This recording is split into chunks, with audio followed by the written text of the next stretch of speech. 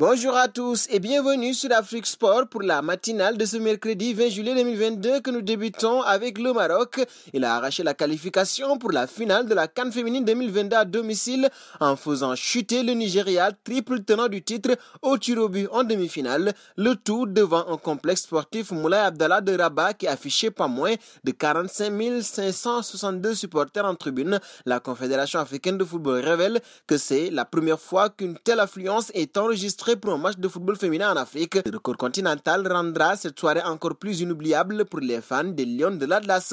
Et nous passons en Allemagne avec Sébastien Haller. L'attaquant du Borussia Dortmund a fait une déclaration après l'annonce par son club d'un diagnostic d'une tumeur testiculaire. L'international ivoirien de 28 ans a brisé le silence avec des mots de gratitude et de promesses. La veille, son club allemand a révélé le résultat d'un examen médical qui a diagnostiqué un cancer pour l'attaquant. Merci à tous pour les nombreux messages de soutien depuis l'annonce d'hier. Ma famille et moi vous remercions. Je vais maintenant me concentrer sur mon rétablissement afin de pouvoir revenir plus fort, écrit Sébastien Haller sur une image avec laquelle il partage toute sa déclaration. Un saut aux côtés de Mostafa Mohamed à la recherche de renforts offensifs pour la saison à venir. Le FC Nantes est sur le point de recruter Mostafa Mohamed, 24 ans, 27 apparitions et 7 buts en championnat pour la saison passée. Et selon les informations de Foot Mercato confirmées par Ouest France, l'attaquant de Galatasaray doit passer sa visite médicale aujourd'hui avec les Canaries. L'international égyptien sera prêté pour une saison au vainqueur de la Coupe de France avec une option d'achat estimée à 6 millions d'euros. Il s'agira de la deuxième recrue offensive du FC Nantes après Evan Guessant, prêté par Nice.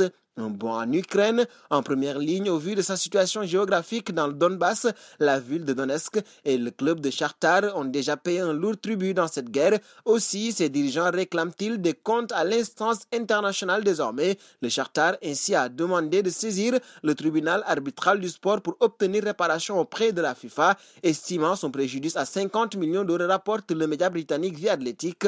En raison de la décision de la FIFA, le FC Shakhtar a perdu une chance de transférer 4 joueurs étrangers pour un montant total d'environ 50 millions d'euros, déplore le directeur général du club.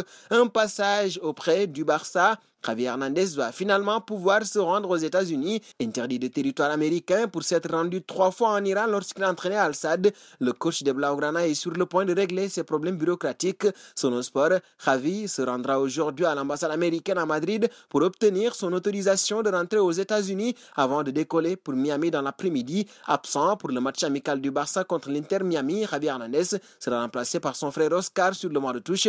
L'ancien milieu de terrain pourra toutefois diriger ses joueurs le dimanche lors du Classico contre le Real de Madrid à Las Vegas. Nous voici arrivés à l'instant quiz désormais avec 3 indices pour connaître notre joueur mystère du jour.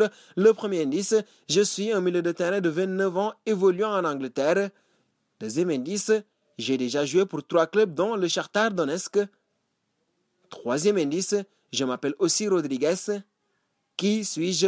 Vos réponses seront attendues en commentaire et nos félicitations à ceux qui ont répondu. Mariano Diaz lors de la matinale de ce mardi, c'était le joueur à trouver puisqu'il est un attaquant de 29 ans évoluant en Liga qui a déjà joué pour 3 clubs dont le Real et qui a explosé en France, c'était lors de son passage à Lyon. Et nous allons terminer avec CR7. Désiré de quitter Manchester United, Cristiano Ronaldo pourrait être contraint de rester chez les Red Devils jusqu'en 2024.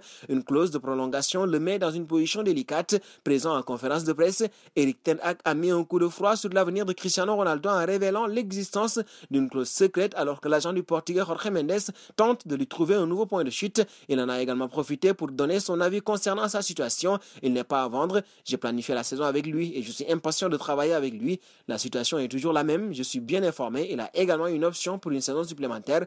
Donc Ronaldo pourrait-il rester au-delà de cette saison? Oui, a ajouté l'entraîneur mancunien. Et nous arrivons au terme de cette matinale que nous bouclons donc avec la question du jour. Selon vous, pourquoi CR7 tient tant à quitter Manchester United? Vos réponses seront attendues en commentaire. En attendant, n'hésitez pas à vous abonner sur Afrique Sport pour ne rien manquer des informations autour du football.